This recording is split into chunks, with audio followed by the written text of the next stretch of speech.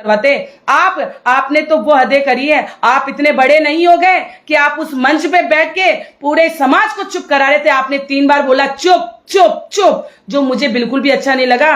विजय जी वैसला साहब, आप हमारे बड़े भाई साहब हो, हम आपसे छोटे हैं। आप हमारे थप्पड़ मार सकते हैं, आप हमें धमका सकते हैं, हमें बैठा सकते हैं, लेकिन आप उस समय भूल गए थे। उस सभा के अंदर आपसे बड़े, आपके कर्नल बैसला के साथी, कर्नल बैसला जैसी उम्र के लोग वहां बैठे थे, जिनको आपने चुप कराया। बार बार कह के आपने चुप कराया, बार बार कह के आपने चुप कराया। ये आपको शोभा नहीं देता। ये कर्नल बाबा का प्रोग्राम होता, अस्थि विसर्जन का प्रोग्राम था। आप समाज के लोगों को बुलाते, आज समाज के बूढ़े बड़े लोगों से बुलवाते।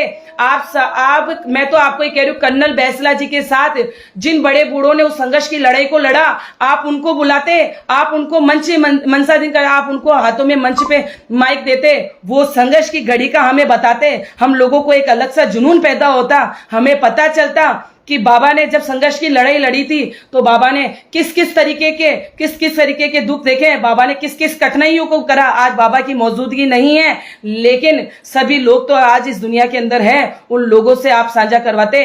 आप हमारे लोगों के 5 लोगों के ऊपर मुकदमे दर्ज करें। सभी भाई ज्यादा से ज्यादा शेयर करें, सभी भाई ज्यादा से ज्यादा शेयर करें। हमारे घर के बाहर पुलिस घूम रही है और मैं मेरे घर से कहीं नहीं जाने वाली। हो सकता है कुछ ही देर में पुलिस मेरी गिरफ्तारी कर लेगी।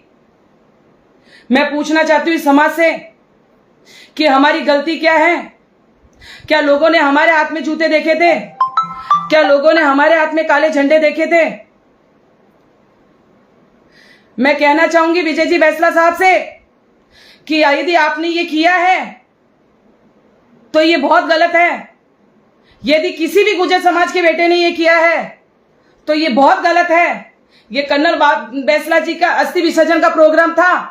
इसमें आपको किसी भी नेता को बुलाने की आवश्यकता नहीं थी। इसमें आपको बीजेपी वालों को बुलाने की आवश्यकता नहीं थी। इसमें आपको कांग्रेस वालों को बुलाने की आवश्यकता नहीं थी। इसमें आपको किसी भी पार्टी वालों को बुलाने की आवश्यकता नहीं थी। आप कर्नल बाबा के साथ जिन्होंने संघर्ष की लड़ाई लड़ी थी, ऐसे बूढ़े बड़े, ऐसे उनके हम उम्र के आदमियों को बुलाते और वहां स्टेज पे उनकी स्पीच दिलाते और वो हमें बताते हैं कि उन्होंने संघर्ष की लड़ाई कैसे लड़ी है, उन्होंने संघर्ष की लड़ाई किस प्रकार से लड़ी है, तो हमारे को नई सीख मिलती, हमारे को नहीं मिलती। आपने गोपाल भाई बस्सी को जबरदस्ती गिरफ्तार करवाया।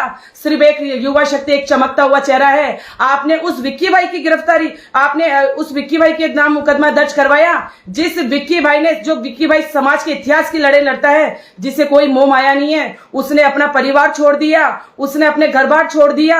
वह किसी भी राजनीतिक पार्टी से नहीं है, ना ही तो वह बीजेपी से, ना ही वह कांग्रेस से है। विक्की भाई का आपने नाम लिखवाया, जो कि समाज की लड़ाई लड़ता है।